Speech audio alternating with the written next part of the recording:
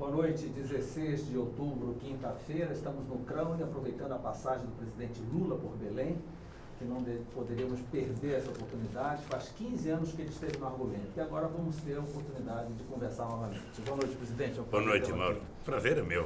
Presidente, a grande mídia nacional está especulando que o senhor está meio ausente da candidatura Dilma nesse segundo turno. Preferiu dar um gás para as candidaturas estaduais. Confere?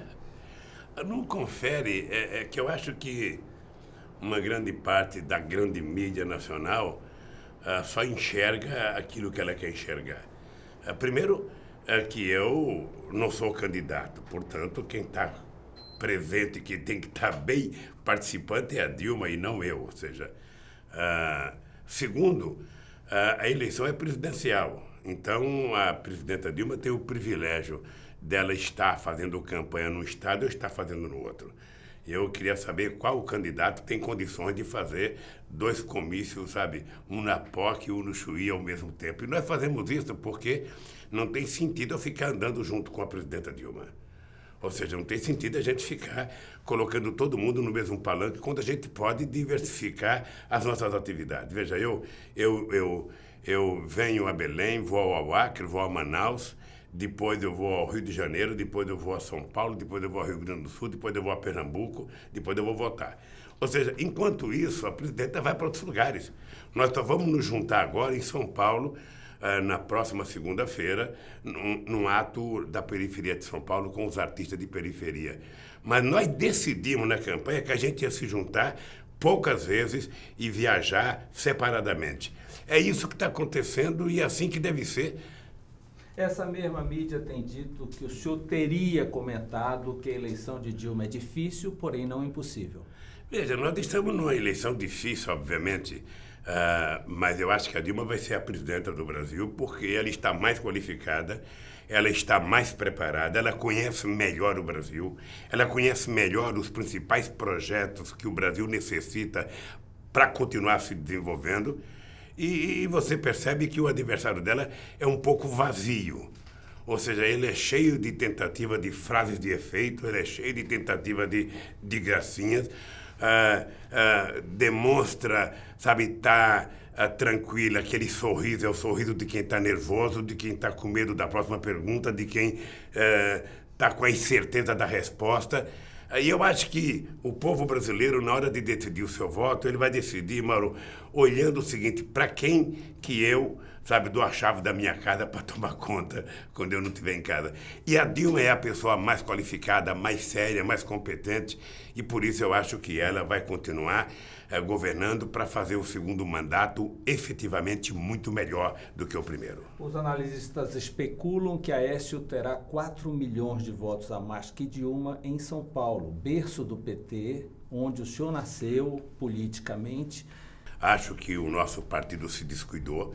O nosso partido vem sendo acusado desde 2005 que a gente não tratou de fazer o embate político, de mostrar como é que as coisas são efetivamente, de mostrar a diferença entre nós e os tucanos, porque eu de vez em quando digo para as pessoas que a diferença entre nós e os tucanos na questão da corrupção é que eles tinham um tapete persa em que tudo o que acontecia eles jogavam para debaixo do tapete.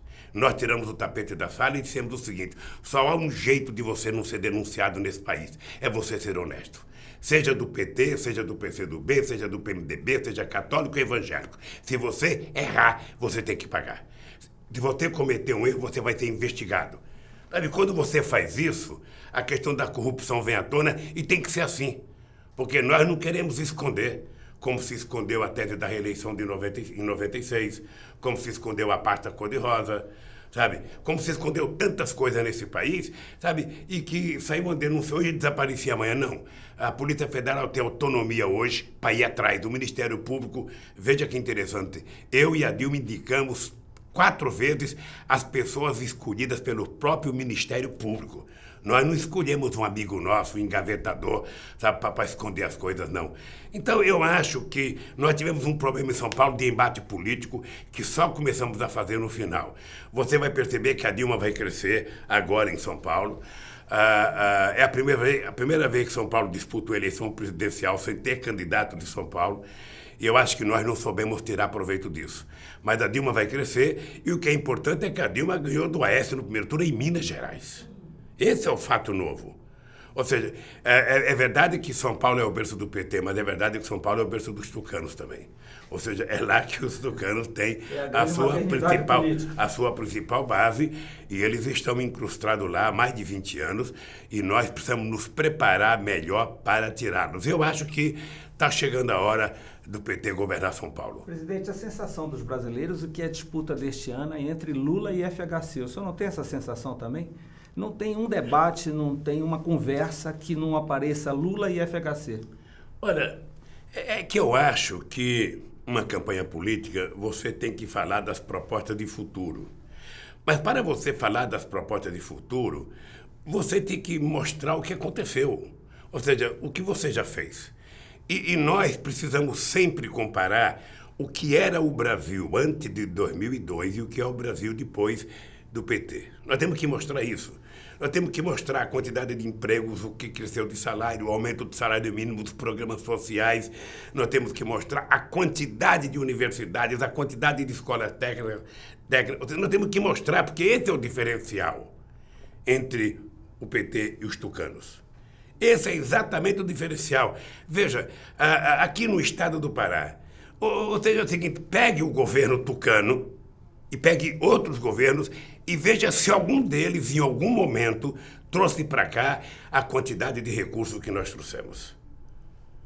Sabe, por que eles não fizeram Belo Monte? Eles tinham medo de fazer estudos, porque alguns ambientalistas não deixavam fazer. Até a ONG da Alemanha, até a ONG americana vinha aqui dizer que não era para fazer. Quando nós começamos a fazer Belo Monte, até o diretor daquele filme Avatar veio aqui encher o saco. Por que não foi encher o saco no vazamento de petróleo no Golfo Americano? Que ficou vazando não sei quantos dias. Não, vem aqui. Ora, então, agora, se Deus quiser, em 2015 a gente inaugura Belo Monte, a segunda hidrelétrica do Brasil, né? Que no seu potencial máximo vai produzir 11 mil megawatts. Segundo, nós terminamos Tucuruí, fizemos o Leão até Manaus, sabe o que foi uma coisa extremamente importante, até Macapá, a BR-163, a Transamazônica, tudo coisas para terminar que nós resolvemos fazer, enfrentando toda a diversidade possível. Além da quantidade de programas sociais, é simples, Mauro. Peça para os pesquisadores pesquisarem e mostrar, sabe, quanto de dinheiro o Estado tem em políticas sociais no Pará e quanto de dinheiro tem do governo federal em políticas sociais no estado do Pará. Quanto de dinheiro tem do Estado financiando a agricultura e quanto de dinheiro tem do governo federal. Quanto de dinheiro tem do Estado fazendo casas populares e quanto dinheiro tem do governo federal fazendo casas populares. Sabe? E compare nós com os tucanos. Compare. Eu adoro comparar, porque aí você mostra, sabe, quem é que cuidou mais do povo, quem é que gerou mais empregos, quem é que aumentou mais salário, quem é que cuidou mais do salário mínimo. Ou seja, e por isso que entra de vez em quando o ex-presidente e eu no debate, porque a Dilma é continuidade expressa daquilo que nós fizemos no país e o Aécio é apenas um vendedor de ilusões, sabe? Ou seja, um cara que teve medo de não passar o bafômetro no Rio de Janeiro, sabe, vai governar esse país, que jeito? Presidente, o PT no Pará acaba de fazer o senador Paulo Rocha com mais de 1,5 milhão de votos, um sucesso eleitoral total. No entanto, perdeu cadeiras na Assembleia Legislativa e na Câmara Federal, como, aliás, perdeu cadeiras em todo o Brasil. Tasso Genro tem dito para a mídia que chegou a hora do senhor liderar uma reestruturação do PT. A ideia que fica é que tem mais ex-petista do que petista atualmente. É verdade? Ô Mauro, tem uma coisa... Eu agradeço a lembrança do governador Tasso Genro, mas eu não quero ser presidente do PT. Eu acho que o PT precisa passar por uma mudança radical. Eu não sou daqueles que defendem uma volta às origens, né? Não sou daqueles que defendem a volta às origens. Quando nós começamos o PT, se um dono de bar quisesse entrar no PT, não entrava porque ele era patrão. Se o metalúrgico saísse da sua empresa e comprasse um táxi, já não deixava ele entrar no PT porque ele era patrão. Então, não quero voltar a esse sectarismo que nós tínhamos nos anos 80. Mas o PT precisa compreender o seguinte. Ou o PT vira referência de ética nesse país como nós nascemos. Ou as pessoas que fazem política no PT fazem política a serviço da sociedade. Não dá para a gente ter deputados agindo como os deputados dos outros partidos políticos, fazendo do seu mandato, do seu gabinete, o partido. Não dá. Não dá para a gente fazer campanha baseada apenas em dinheiro. Não dá. Hoje você não encontra militante para trabalhar de graça, porque, sabe, todo mundo sustenta nele pagando. Então, ou o PT volta para moralizar a política, como nós nascemos, e isso eu estou disposto a ajudar a fazer. Eu não quero ser presidente, mas estou disposto a criar um grupo de trabalho dentro do PT para a gente voltar a valorizar as pessoas que às vezes andam 3 dias de barco, passando fome para vir numa reunião do PT. Sabe, não pode um deputado ficar fazendo negociata lá em Brasília ou um prefeito fazendo, não dá. Então, eu acho que nós temos que melhorar o PT. Além do Paulo Rocha me dizia, sabe, ontem de manhã, o presidente, nós precisamos reconstruir o PT. Não é reconstruir o PT, mas é um pouco balizar, sabe, o estágio que nós estamos, fazer um processo de depuração, sabe, e criar um partido mais atuante, um partido mais pujante, um partido, sabe, com novas propostas, porque a reforma política é a condição básica para a gente mudar esse país. Eu tenho dito que a política brasileira está podre. Está podre. A quantidade de partido, 1 com 8, 1 com 9, 1 com 7, 1 com 5, virou negociata fazer partido político. Virou negociata fazer partido político. Sabe? Então, eu acho que o povo tem que compreender, e eu não nego a política, viu, Mauro? Eu tenho medo de negar a política, porque toda vez que a gente nega a política, o que vem é pior. Então, a melhor forma de você melhorar a política é fazendo política. E eu acho que o PT é esse símbolo. E, portanto, o PT não pode esquecer para que ele nasceu. O PT não pode esquecer da onde ele veio. E o PT não pode esquecer que em apenas 20 anos nós criamos um partido organizado por trabalhadores, chegamos à presidência da República e fizemos a maior transformação social que esse país já viveu. Portanto, nós temos que ter orgulho do que somos, mas também temos que reconhecer que nós já erramos. E quem erra, paga o preço de errar. Né? Aquele negócio, time que perde muito gol, toma gol. Então, eu acho que nós pecamos e por isso o Tarso tem razão no discurso de que é preciso a gente, sabe, dar uma guaribada no PT. Presidente, nesta campanha o senhor esteve agora 3 vezes no Pará. É a 3ª vez que o senhor vem aqui. Quer dizer, o senhor gosta um pouquinho do Pará, parece que gosta bastante do Hélder. Por que o Hélder? Eu tenho uma história com o Pará. E tem uma história, sabe, da nossa relação com o Hélder, quando ele era prefeito de Ananindeua e eu era presidente da República.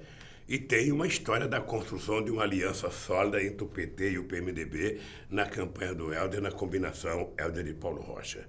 O Hélder foi de uma lealdade muito grande com o PT foi de uma lealdade muito grande com o Hélder e por isso é que está dando certo. Então, eu tenho vontade de eleger o Hélder, porque eu acho que ele é uma renovação para o Estado, como eu tenho vontade, sabe, e tive o meu sonho realizado de eleger o Paulo Rocha, senador da República. Eu acho que o Paulo Rocha é um homem qualificado para representar o Pará a nível nacional. Mas esse Estado aqui, Mauro, você que é daqui, que vive aqui, sabe que esse Estado tem um potencial de desenvolvimento extraordinário e com um pouquinho de ajuda do governo federal e com a atuação conjunta com o governo estadual, isso aqui vai dar um salto extraordinário. E é por isso que eu estou torcendo pelo Hélder, por isso que eu apoio o Hélder. Presidente Lula, muito obrigado pela essa entrevista, pelo prestígio dessa entrevista. Volte sempre e boa sorte. Mauro, muito obrigado a você e parabéns. Obrigado. Obrigado pela sua companhia. Até a próxima semana.